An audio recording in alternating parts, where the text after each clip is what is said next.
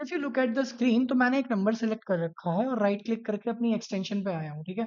तो आपको यहाँ पे दो कॉन्टेक्स्ट मेन्यूज जो हमने बना रखे हैं वो दिख रहे हैं, विच इज व्हाट्सएप और फोन लिंक। अब तक हमारी एक्सटेंशन का कोई प्रॉपर यूआई नहीं है। So hello everyone, my name is Ayush और आज हम इस लेक्चर में देखेंगे कि एक एक्सटेंशन का यूआई कैसे बनता है, किस किस टाइप के हम यूआई बना सकते हैं एक एक्सटेंशन के लिए। फर्स्ट ऑफ ऑल एक पॉपअप आ जाता है। Let me show you with an example. पहला एग्जांपल है हमारे पास पॉपअप का। तो मेरे पास एक एक्सटेंशन है that is super demo. If I click on it तो एक पॉपअप आ जाता है वेब पेज के ऊपर। ये पॉपअप में भी एचटीएमएल में डिजाइन होगा। अब इस पॉपअप में कुछ एक्शंस हैं जो फर्दर ये एक्सटेंशन फॉलो करेगी। तो ये एक यूआई हो गया पॉपअप वाला। सो एट द सेम टाइम अगर हम अपनी सेकंड एक्सटेंशन को देखें तो इसने वेब पेज के अंदर, लाइक ये जो मेरा एक वेब पेज का एरिया है, इस वेब पेज के अंदर एक HTML का कोड पास कर दिया है, ठीक है। तो ये जो तुम्हारा एक साइड बार है, ये पूरा का पूरा हमने इंजेक्ट करा है अपने एक्टिव वेब पेज के अंदर, ठीक है। तो एक तो ये यूआई हो गया। एट द सेम टाइम अगर मैं चैट जीपीटी की एक्सटेंशन का एग्जांपल लूं, तो एक्सटेंशंस में जाएंगे और चैट जीपीटी वाली एक्सटेंशन को जैसे ही ट्रिगर करेंगे, इसने प्रॉपर एक टैब खोली है। देख रहे हो, यहाँ पे एक छोटी टैब है। तो यहाँ पे एक प्रॉपर गैप बना रखा है, ठीक है। तुम अगर ध्यान से देखोगे तो ये जो ग्रीन वाला एरिया है, ये हमारा पेज के लिए हो गया। और जो ये हमारा स्काई ब्लू वाला जो एरिया है, ये हमारी एक्सटेंशन के लिए हो चुका है, ठीक है।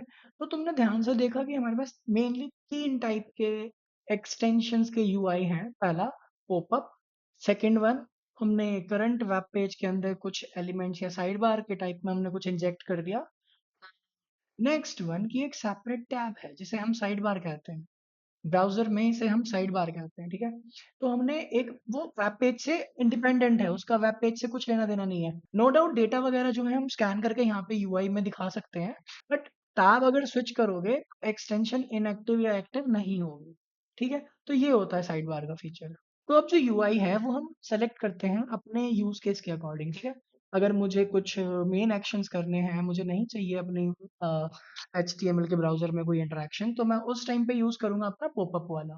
मैं एक पॉपअप डिज़ाइन कर दूँगा एंड वो पॉपअप मेरा पेज पे एक्टिव होगा और वो जो भी मुझे वहाँ पे एक्शंस लेने होंगे तो वो मैं कर सकता हूँ, ठीक है। अगर मुझे चाहिए कि हाँ, मेरा वेब पेज से कुछ रिलेटेड डेटा है, मुझे दूसरे वेब पेज पे जाते ही इस एक्सटेंशन को हाइड करना है, तो मैं सेम वेब पेज के अंदर अपनी HTML का कोड जो है इंजेक्ट कर दूँगा। ठीक है। एट द सेम टाइम मुझे एक ऐसी एक्सटेंशन बनानी है जैसे मैं चैट बॉट की बनाता हूँ, ठीक है। तो चैट बॉट के केस में मुझे क्या चाहिए कि जो मेरी कन्वर्सेशन हो वो मेरी टैब स्विच करने पे भी दिखे मुझे, ठीक है। वो कन्वर्सेशन हाइड नहीं होनी चाहिए। उस केस में मैं यूज करता हूँ साइड बार को, ठीक है। तो ये तीन टाइप के मेनली यूआईज होते हैं। अब हम स्टार्ट करेंगे पॉपअप वाले से कि पॉपअप वाली यूआई को कैसे बनाते हैं। So let's move to code. As we know कि manifest डॉट जेसॉन जो है वो हमारी एक्सटेंशन का आईडी कार्ड है और आईडी कार्ड पे ये चीज मेंशन करनी ही पड़ेगी, ठीक है।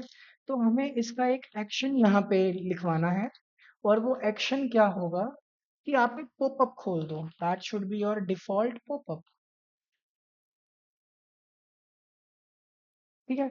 और डिफॉल्ट पॉपअप में मुझे अपनी फाइल का एड्रेस देना पड़ेगा, that is your popup dot H T M L.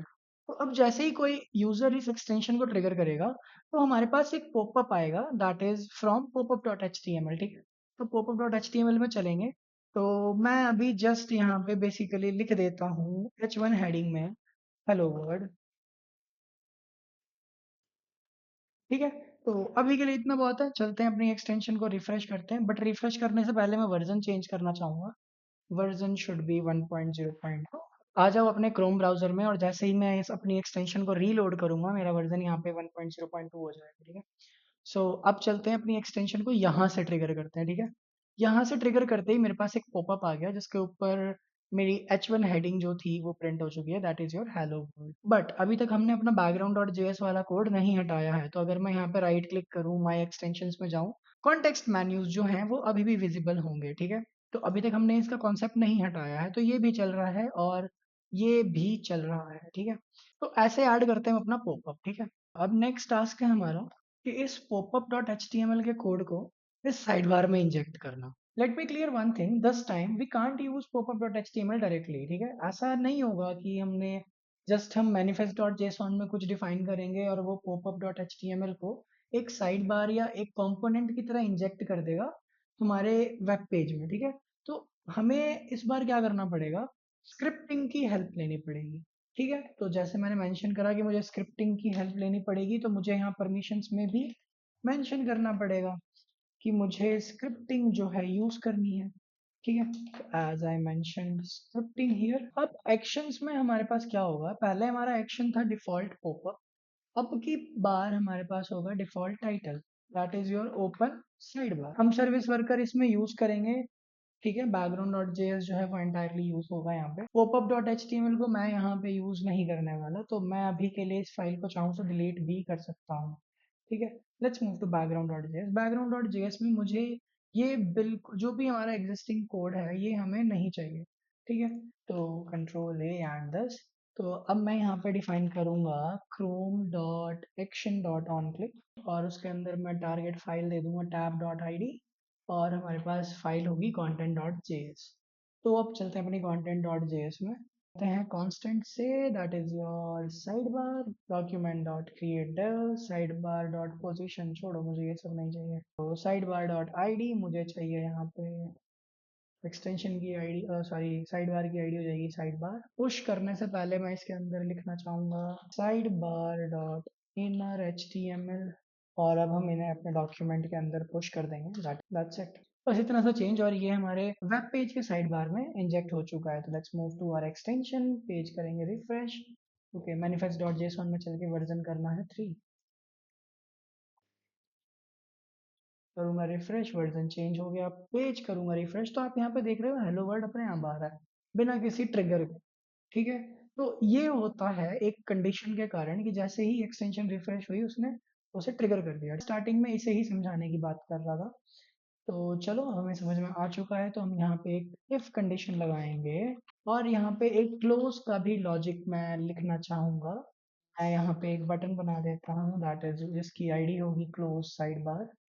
तो मैं जैसे ही अपनी एक्सटेंशन पे यहाँ पे क्लिक करूंगा तो मेरा एक वेब पेज का एचटीएमएल आ चुका है यहाँ पे। तो नेक्स्ट वीडियो में हम अपना साइड बार वाला यूआई देखें, और नेक्स्ट हम देखेंगे कि content.js अपने वेब पेज से डेटा कैसे फेच करके लाती है, और वो डेटा फेच करके हम इस यूआई में प्रेजेंट करेंगे। Thanks for watching.